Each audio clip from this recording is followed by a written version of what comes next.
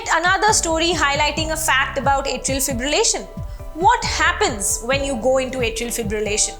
In atrial fibrillation, the upper chambers of the heart, which are the atria, they beat quite irregularly instead of beating effectively to move the blood down into the ventricles. How is this correlated with the occurrence of a stroke?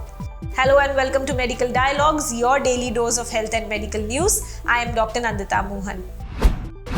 Atrial fibrillation after cardiac surgery tied to increased thromboembolic stroke risk.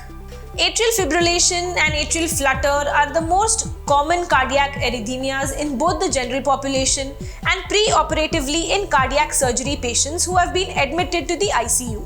Now, the ICU environment, the subclinical variant, may have short episodes and fewer symptoms, and it can be even missed.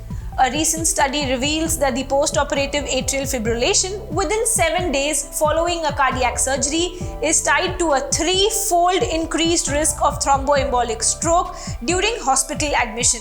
The findings of the study that were published in the Journal of Cardiothoracic and Vascular Anesthesia Journal therefore suggest that speedy treatment of post-operative atrial fibrillation may definitely reduce the early stroke risk after a cardiac surgery.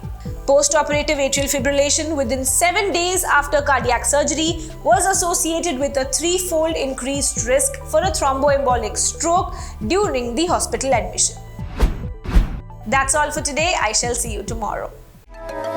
Never miss a medical update from Medical Dialogues. Like, subscribe, and press the bell icon.